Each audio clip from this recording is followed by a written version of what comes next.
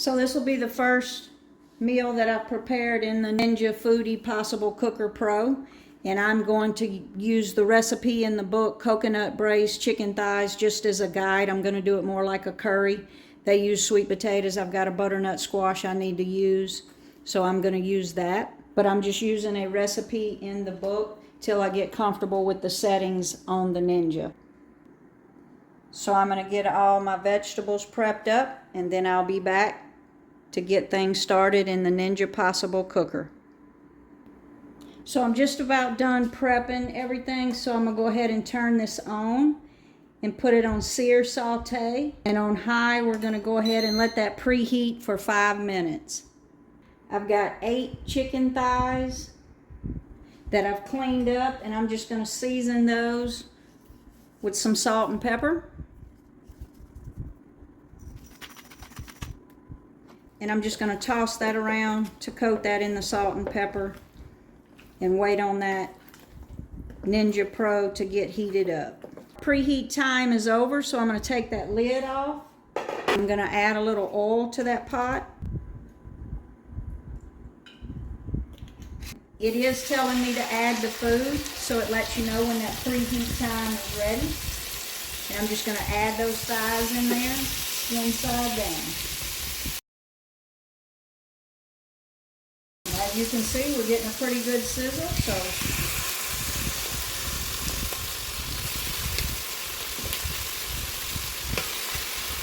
this is going to be a lot of food, so let me see if I can get them all 8 in there at the same time. So I'm going to let them go for a few minutes, and then I'll flip them over. And I did put that lid on just to trap that heat inside there. So I have that on high, and we are definitely getting a pretty good sizzle, which is pretty impressive to not be on a stovetop. And I think I shouldn't have put that lid on there because our color is not quite as deep as I would like, but this is at about 7 minutes. But I'm going to go ahead and take those thighs out, and it is awfully crowded too. So we're going to go ahead and take those thighs out.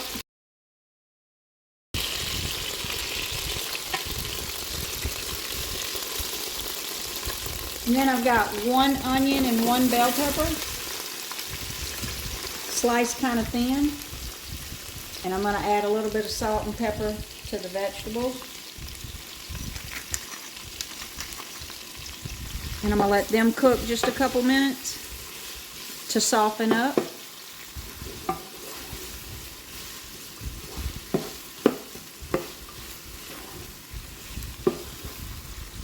Not really looking for color here, just to soften, so I'm going to go in with my garlic and ginger. And that's about 4 cloves of garlic and a 1-inch piece of ginger minced up. And right here I'm going to go ahead and add 1 to 2 tablespoons of a curry powder, depending on how much spice you like. Stir that around and let that spice start to bloom. That smells absolutely amazing already. I've got 1 serrano pepper that I removed the seeds just for a little bit of heat. But you could not put the pepper in if you don't want to. And then I've got a can of just diced tomatoes. Normally I would dice up some fresh tomatoes, but I don't have any at the moment, so I'm using canned. But some fresh tomatoes in here just add some brightness to it. But I'm using what I got. I'm going to go in with that butternut squash. The recipe in the book called for sweet potatoes, so you could do sweet potatoes here also. You want to layer the seasoning, so I'm going to put a little bit of salt for the squash, a little bit of salt and pepper to layer as we go.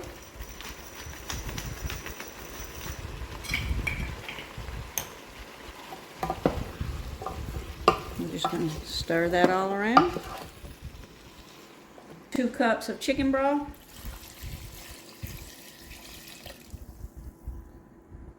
And then 2 cans of coconut milk. I don't have milk, I'm using cream, so I may have to add some more broth. but we'll see what this looks like.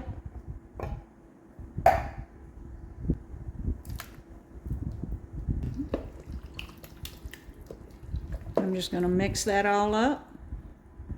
As you can see, this is going to be a ton of food. So I am glad I went with the 8.5 quart. Now I'm just going to add my chicken back in here.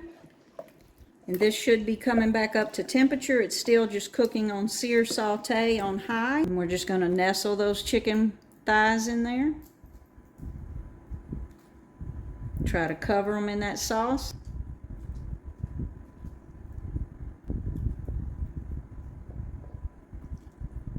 So I believe I'm okay on the liquid. All of my thighs are submerged. So I'm just going to let this come back up to temperature.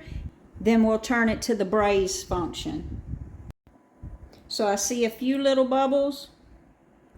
So we're going to put that lid on. We're going to stop. We're going to switch it to braise.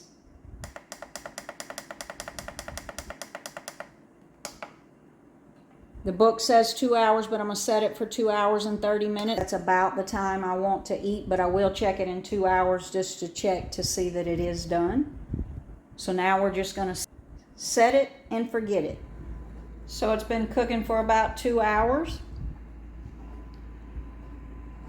My rice isn't quite ready, but I want to see if my squash is tender. And if the chicken looks like it's done, and man, that smells amazing. Squash does appear to be tender, and the chicken is just about, you can see the chicken is ready to fall off the bone. So this is definitely done. I'm gonna put it on warm while my rice is finishing up, and then I'll show you how I like to plate this up. But I am gonna give that squash, yeah, you can see that's fork tender. And I'm going to give this a taste. The seasoning is spot on. I don't need to add anything. And I'm definitely glad I went with butternut squash instead of sweet potato. That is absolutely delicious.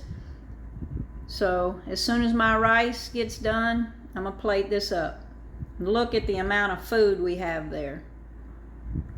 I'm going to say for the first recipe, this Ninja is definitely a keeper. I'm a big fan of Ninja. And this one definitely doesn't disappoint either. And while I'm waiting on my rice to cook, I am going to add just a couple of handfuls of spinach. Just to add some green and more veg in there. I'm just going to stir it around, turn that to warm, and wait on my rice.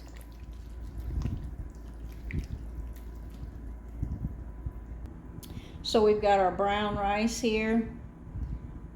And I'm just going to go over with some of that delicious sauce. I highly recommend the butternut squash instead of the sweet potatoes. And we've got that chicken thigh that's just ready to fall off the bone. And the way I like to finish it is with just a little bit of cilantro and the squeeze of a lime. Just to add some brightness to it to cut through that richness of that coconut milk. And I'm going to go in for that bite with the butternut squash. Look at that. Absolutely delicious. So for the Ninja PossibleCooker Pro, definitely glad I added this to my kitchen. Like and subscribe now to see more meals coming for the Ninja Foodi Possible Pro Cooker.